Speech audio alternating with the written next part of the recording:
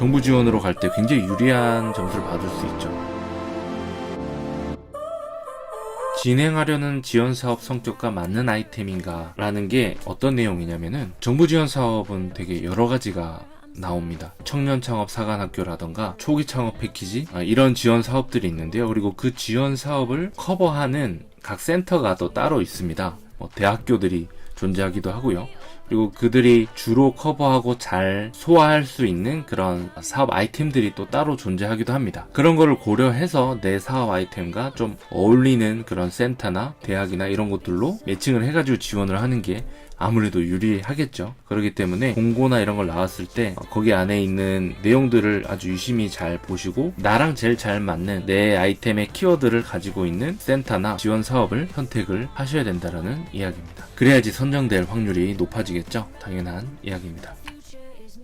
진정성 있게 진행하려는 의지가 있는가? 발품, 채널, 성과 이렇게 말씀드렸는데, 어쨌든 그 심사위원분들이 이제 진정성에 대한 부분을 많이 검토를 한다. 그래서 제가 발품에 대한 얘기를 했는데, 발품은 왜 얘기했냐면은 아직 창업하지 않은 분들 같은 경우에는 성과라고 할 수 있는 부분들이 좀 없을 수 있거든요. 그렇기 때문에 수요 조사를 한다거나 설문조사를 한다거나 관련 업체나 이런데 인터뷰를 한다거나 거기를 통해 가지고 어떤 데이터를 받아내거나 하는 거를 서류에 담는 이 정도 노력은 해야 된다는 거죠. 그냥 내 머릿속으로 생각한 거를, 상상한 걸 그냥 넣는 거, 이걸로는 발품을 팔았다라고 얘기하기가 쉽지 않을 것이고, 그 다음에 제가 이제 컨텐츠 크리에이터 그런 분들을 좀 많이 양성을 하려고 하고 있고, 그런 분들과 같이 수업을 하고 있죠. 순간랩에서. 그분들과 키워가는 게 이제 채널입니다. 내 잠재 고객을 염두에 두고 혹시나 내가 아직 뭔가 법인 설립이 되지 않거나 매출이 크게 나지 않은 상황이더라도 내가 컨텐츠를 지속적으로 발행해가지고 채널이 커져 있으면은 이게 내가 키운 채널이다, 이거는 진정성을 어필할 수가 있겠죠. 그래서 지금 수업에 참여하시는 분들은 대부분 이 컨텐츠를 바탕으로 채널을 계속 키워가고 있는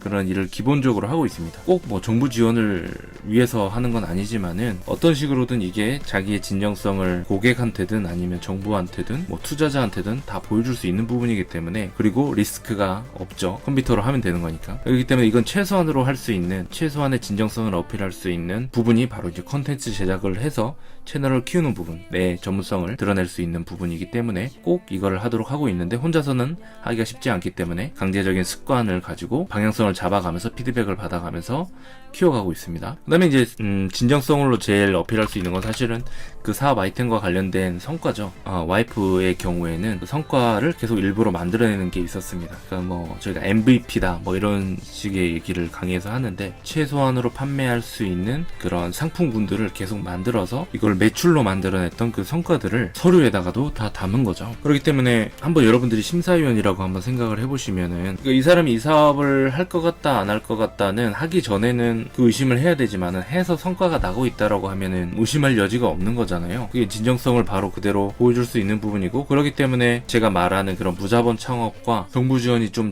결이 잘 맞는 이유는, 무자본 창업 통해서 이미 매출이 났기 때문에 법인 설립도 전에 정부 지원으로 갈 때 굉장히 유리한 점수를 받을 수 있죠. 예비 창업자인데 뭔가 성과가 나오고 있고 채널이 있고 매출이 있어. 그러면은 사실은 굉장히 유리할 수밖에 없죠. 진정성에 있어서 높은 점수를 받을 수밖에 없습니다. 다음, 기대 성과가 나올 가능성이 높은가? 아무래도 이 지원 사업을 하고 성과가 좋다라고 하는 거는 지원을 받았던 사람들이 어떤 매출이 나오거나 아니면 어떤 고용 증대에 영향을 주던가 아니면 글로벌로 진출해가지고 어떤 성과를 내던가, 이런 부분들이 성과라고 보시면 됩니다. 지원 사업을 하는 입장에서는. 그렇게 해야지 다음번에 내가 이번 년에 이렇게 좋은 성과를 많이 만들었어, 이런 팀들을 잘 뽑아가지고, 그래야지 다음번에 또 어떤 지원을 할 때도, 그러니까 이거 지금 사업을 담당하는 사람들을 말씀드리는 거예요. 심사위원 쪽 혹은 이 센터 쪽을 말씀드리는 겁니다. 그분들의 입장에서는 사실은 기대 성과가 나와야 되는 거죠. 돈을 줬으면은. 그렇기 때문에 그거를 서류에다가 담아야 되는 겁니다. 그래서 나 혼자 그냥 수공예로 그냥 돈 될 것 같은 거를 서류에 적으면은 기대 성과가 좀 나지 않을 것 같은 기분이 들겠죠. 그렇기 때문에 어떻게 해서든 그것과 연관된 매칭된 상품군이나 시장 확장에 대한 부분을, 혹시나 내가 이제 다루는 게 작다라고 하면은 시장 확대에 대한 부분을 꼭 서류에 담아 주셔야 될 것이고요. 그 다음에 이런 시장을 확대하기 위해서 어떤 전문가들을 내가 확보하고 있다라는 부분을 어필을 하면 당연히 도움이 되겠죠.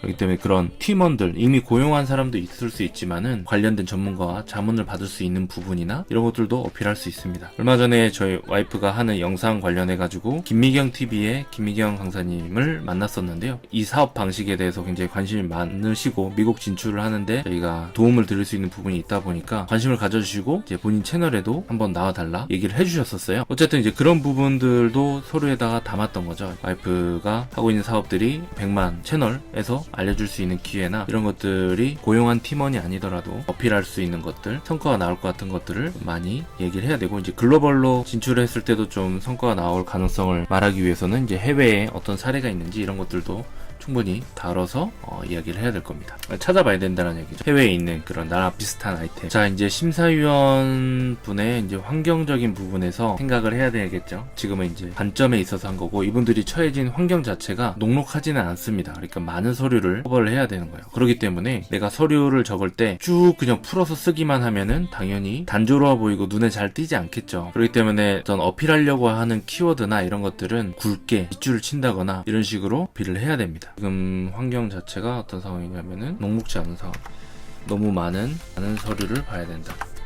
그렇기 때문에 키워드가 눈에 잘 띄어야 된다. 블립 포인트라고 하죠. 이렇게 점을 찍어가지고 눈에 띄게 한다던가 글자 앞에, 그리고 어떤 숫자적인 부분, 그런 것들이 눈에 띄면은 이렇게 서류를 보다가도 이건 좀 더 자세하게 읽어봐야 되겠다, 이렇게 좀 신호를 줄 수가 있겠죠. 이미지 도표를 많이 활용하라는 얘기를 하시더라고요. 뭐 멘토분이나 이 강의를 하시는 분이나. 그래서 이거를 뭐 도표 만들거나, 저는 이런 걸 좀 어려워해서 이게 도대체 무슨 말일까 했는데, 데이터 관련된 근거를 글씨만 있으니까 이런 것들 중에 이제 이미지나 이런 것들을 좀 찾아가지고 글씨 중간중간에 데이터를 이미지로 해가지고 올리라는 얘기로 보시면 됩니다. 뭐 서류를 저희는 이제 그런 식으로 만들었는데요. 사실 첫 번째 저희가 한 5,300만원 처음에 받을 때는 그게 많이 적었는데도 좀 됐었어요. 근데 이번에는 좀 풍부하게 더 많이 넣었고 굉장히 치열했는데 어쨌든 서류를 잘 통과를 했었습니다. 글을 쓰면서 여기에 대해서 좀 이미지나 도표로 보완할 수 있는 부분이 있다 생각이 들면은 무조건 검색을 통하든 발품을 팔아서든 넣어주는 게 좀 좋을 것 같고요. 여기서 하나 팁을 드리면은 이미지 같은 거를 올릴 때 용량이 굉장히 커집니다. 한글 파일로 올리라고 보통 많이 하거든요. 그러면 한글 파일에서 전체 이미지 용량 줄이기 하는 그 프로그램은 아니고 그 내부에서 그렇게 설정하는 게 있어요. 전체 이미지 선택해가지고 저희는 그렇게 해서 용량이 너무 많아져가지고 그걸 선택해가지고 올렸고요. 혹은 뭐 PDF를 보내야 되는 상황이면은 PDF 용량 줄이는 PDF 스몰러라고 인터넷에 검색을 해보면은 또 용량을 줄일 수가 있습니다. 그러니까 눈에 띄기 위해서는 지금 방금 위에 말씀드렸던 이 키워드랑 이미지 도표 뭐 이런 걸 활용해야 된다, 이런 거 얘기를 많이 하고 있는데, 제가 기본이라고 하는 건 뭐냐면은 써야 될 내용들을 좀 기본적으로 지켜서 쓰지 않으면은 좀 걸러질 확률이 높겠죠. 그 위에 것들은 읽혀지기 위한 것들이라고 보면은 기본적인 부분은 이 정도 써라, 이렇게 가이드라인이 다 서류에 나와 있습니다. 그런데 그거를 빼먹거나 양이 너무 적거나 이러면은 성의 없다라고 느껴지면은 이거는 검토를 안 할 수도 있겠죠. 너무 많은 서류를 봐야 되기 때문에. 그리고 지원 사업을 해보신 분들은 아시겠지만은 서류 안에서 파란색으로 가이드라인이 되어 있는데 그런 것들을 다 지워서 제출하라고 되어 있습니다. 그런 거 가이드라인을 좀 잘 따라야 되겠죠. 그걸 하지 않고 내버려둔 채로 만약에 보낸다고 하면은 작성하는 사람이 좀 성의 없다라고 느껴질 겁니다. 그러니까 이런 기본적인 가이드라인조차도 따르지 않는구나 하면은 별로 좋은 평가를 안 받을 확률이 아무래도 생길 수 있겠죠. 이거는 서류를 보고 있는 상황이 아니라 면접 보는 상황을 말씀을 드리는 거예요. 되게 아침부터 되게 오후 늦게까지, 그리고 심지어 이번에는 코로나 때문에 막 마스크 쓰고 되게 힘들게 그렇게 심사를 보시는데 많이 지쳐 계시겠죠. 그렇기 때문에 좀 기억에 남기 위한 그런 준비들이 좀 필요한 것 같아요. 그래서 이번에 와이프 발표 트레이닝을 할 때 인트로 부분을 조금 그렇게 했었습니다. 그러니까 그때 거의 한 50일 정도 됐었죠. 둘째가 태어난 지. 아무래도 좀 어필을 하고 싶었습니다. 그러니까 그 정도로 좀 절실하게 진정성 있게 준비하고 있다는 걸 어필을 하면서도 웃음을 줘야 되다 보니까 인트로를 짰던 게 어떻게 했냐면은, 어제 아들이 제가 이제 50일 전에 출산을 했는데 아들이 굉장히 성격이 급해서 빨리 나왔습니다. 그리고 뭐라고 했냐면은, 저도 제 아들처럼 좀 성격이 급한데 그래서 빨리 발표 시작하도록 하겠습니다. 이렇게 좀 연습을 시켰어요. 여러분들이 들으실 때는 뭐 어떻게 느끼실지는 모르겠지만은 어쨌든 그냥 심사위원분들이 그냥 앉아 계시다가 빵 하고 터진 거죠. 그걸 노렸는데 당연히 그렇게 기분 좋게 시작하면 좋잖아요. 그리고 임팩트도 남기고, 그러니까 와, 출산한 지 50일밖에 안 됐네랑 웃음까지도 같이 주고 시작을 하니까 아무래도 여유 있게 관대하게 좀 봐줄 수 있는 그런 포인트가 생기지 않을까. 이런 부분은 이제 아까도 철저히 말씀드리지만 상대방을 배려하는 부분에서 나오는 거고요. 그다음에 시간이라고 돼 있는 부분은 이제 심사위원분들이 뭐 5분 발표다 이러면 딱 5분을 채우는 게 아니라 최대한 5분보다 빨리 끝내는 어떤 센스죠. 필요해져 있는 상태이기 때문에 조금이라도 좀 그런 짐을 덜어드릴 수 있는 그런 배려라고 저는 좀 생각을 해서 발표를 좀 임팩트 있게 빨리 끝내도록 연습을 했고 이게 실제로 진행이 되었습니다. 요것도 되게 좀 중요한 상황인 것 같아요. 이거 모든 사업을 다 알 수 없다라는 거는 이분들이 비전문가다 이런 게 아니라 그러니까 각자가 전문적으로 하고 맡고 있는 파트가 있잖아요. 그렇기 때문에 질문을 할 때 나는 그러니까 내가 사업 발표하는 입장에서는 당연히 아는 것들인데 왜 저런 질문을 하지 싶은 것들이 분명히 생길 수 있어요. 그런데 심사위원이니까 당연히 내 거를 철저하게 분석을 했을 거고 내 서류에 대해서 다 알 거다. 근데 왜 저런 질문을 하지? 이런 식으로 하면은 멘탈이 나가게 되는 거죠. 그러니까 기분이 상할 수도 있는 부분이죠. 그렇기 때문에 대답이 부정적으로 나갈 수 있는 요소가 생깁니다. 이해되시나요? 그래서 이제 감정 관리를 스스로 발표를 하든 이번에 또 면접도 있었는데 면접을 하든 기분이 나쁠 수 있는 질문들이 생길 수 있어요. 그게 의도치 않게끔 의도한 부분도 있겠지만은 압박 면접을 위해서 그런 상황에 있어서 이제 이해를 해야 된다는 거죠. 이분들이 다 알고 있는 상황이 아니다라는 거를 염두에 두고 그런 얘기 많이 하잖아요. 초등학생한테 얘기하듯이 쉽게 다시 한번 얘기를 해야 된다라는 부분을 말씀을 드립니다. 그러니까 그거 다 아는 거 아니에요? 라든가 잘 몰라서 그러시는 것 같은데요. 이런 식으로 대답이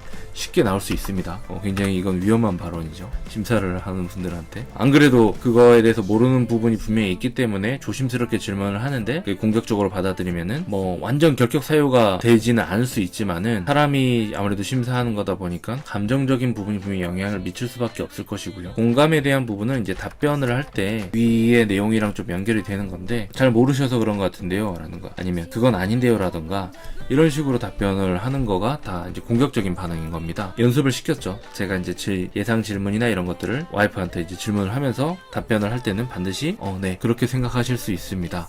네 그렇게 볼 여지가 충분합니다 라고 한번 공감을 한 다음에 답변을 하도록 트레이닝을 좀 많이 했었습니다. 그러니까 전반적으로 좀 여유가 있어야 돼요. 그러니까 여유가 있어야지 좀 유머도 나오고 좀 웃음도 나오고 하는데 그러지 않으면 경직되어 있으면은 이제 공격적으로 나오는 거죠. 심사하는 분들한테 공격적으로 해서 좋을 게 뭐가 있겠어요. 근데 그게 이제 이런 오해에서 발달이 된다는 거죠. 이분은 내 사업 서류를 다 읽었고 다 알 거고 그렇지 않다라는 겁니다. 지금 딱 철저히 지금 이 상황 안에서 판단을 해야 되는 사람들이기 때문에 그 안에서 할 수 있는 최대한의 긍정적인 퍼포먼스는 내가 다 이끌어내야 된다는 거죠. 지금 와이프가 하는 사업 그리고 주변에 지금 정부 지원 사업을 제가 뭐 피드백을 해서 받았던 분들이나 이런 분들은